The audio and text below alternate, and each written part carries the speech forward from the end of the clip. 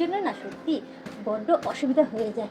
তো যাই হোক, চুলটাকে একটু ঝাড়তে থাকি।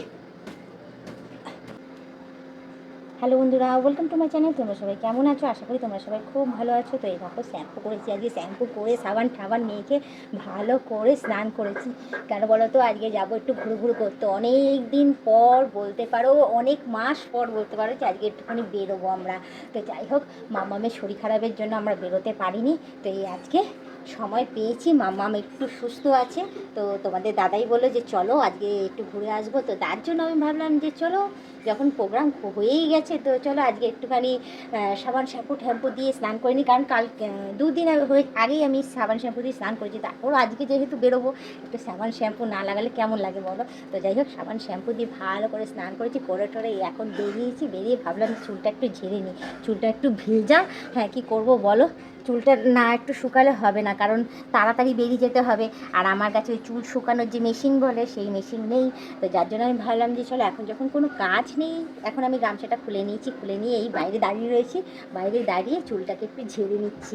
না ঝাড়লে হচ্ছে না গো, চুলটা যত তাড়াতাড়ি শুকাবে তত তাড়াতাড়ি আমার পক্ষেই ভালো। ওই জন্য ভাবলাম গামছা দিয়ে ভালো করে চুলটা শুকনো করে পুছে নিয়ে তারপর আমি একটুখানি এটাকে ঝেড়ে নিই।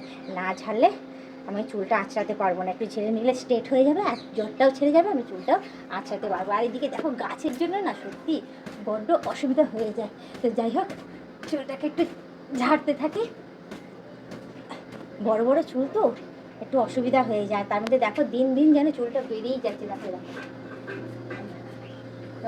দিন দিন চুলটা বড় হয়ে যাচ্ছে। আর তার মধ্যে এত গরম পড়ছে, গরমের মধ্যে চুল খুলেও সবসময় থাকতে পারি না। আর চুলটা যখন গুটিয়ে রাখি, ভেতরে ঘাম হচ্ছে, ঘাম হয়ে গিয়ে না চুলটা আবার ভিজে গিয়ে আর চুলগুলো প্রচণ্ড ঝরে যাচ্ছে। দেখো প্রচণ্ড ঝরে যাচ্ছে চুল। যত বেশি না মাথায় গজাচ্ছে তার বেশি চুল ঝরে ঝরে পড়ে যাচ্ছে। এই দেখো, টানলেই দেখো কত চুল বেরিয়ে আসছে, ঠিক আছে?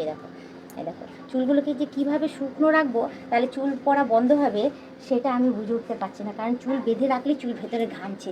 আমি নিজেই ঘামছি, তো চুল কেন ঘামবে না বলো? ভেতরে চুল না, মাথাটা ঘামছে।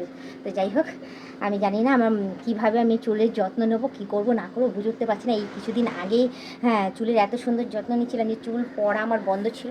ইদানিং যেন মানে কি বলবো, যত গরম পড়ছে হ্যাঁ তত বেশি যেন মাথার ভেতরটা ঘামছে, আর তত বেশি চুল ঝরা আবার স্টার্ট হয়েছে। জানি না এটাকে কীভাবে আবার বন্ধ করবো, আবার কি যত্ন নেবো। কারণ এই সময় না মাথায় প্রচুর পরিমাণে তেল দিতে হয় আমি জানি, কিন্তু তেল দিয়ে আমি থাকতে পারছি না। হ্যাঁ, কারণ তেল দেওয়ার পরেও সেই ভেতরে সব ঘামছে, ঘেমে পুরো একদম মাথা চিপচিপে হয়ে গিয়ে পুরো একদম মানে কি বলবো, যাতা বিচ্ছিরি হয়ে যাচ্ছে চুলটা।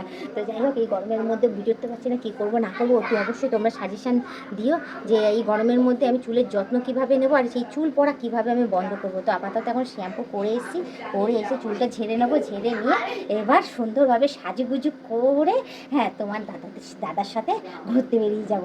কারণ অনেক দিন পর আমি বেরোবো। বাবা, আমার কি ভালো লাগছে। তার মধ্যে দেখো আজকের ওয়েদারটাও বেশ সুন্দর। হ্যাঁ, হালকা হালকা মেঘলা আকাশ।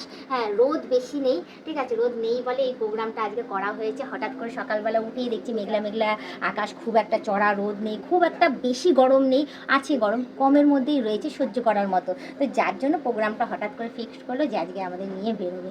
ভালোই হবে যে আজকে তুমি সেজেই বুঝে সুন্দরভাবে আজকে আমি বেরোবো। কতদিন পর আমি আজকে ঘুরতে যাব।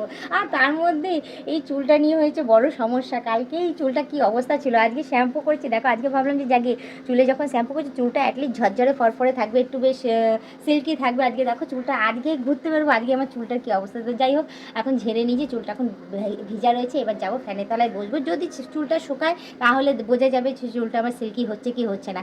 না সিল্কি হলে তারপর সেই আবার আগের মতো যে এরকম পদ্ধতিতে আমি আমার চুলের যত্ন করতাম সেরকম পদ্ধতিতে চুলের যত্ন নিয়ে দেখবো। যদি ঠিক থাকে ভালো কথা, না হলেই তো আমাদের কাছে জিজ্ঞেস করছি যে একটু গরমে কীভাবে আমি আমার চুলের যত্ন নেব, বিশেষ করে গরমকালে। অতি অবশ্যই আমাকে সাজেশান দিও, যাতে আমি সেগুলো দেখবো, দেখে সেইগুলোই আমি আমার চুলের মধ্যে অ্যাপ্লাই করবো, যাতে আমার চুল সিল্কি থাকে, সুন্দর থাকে এবং ঝরঝরে ফরফরে থাকে, ঠিক আছে? কারণ সবসময় তো একই পদ্ধতি ইউজ করলে মনে হয় না যে চুল ঠিক থাকবে।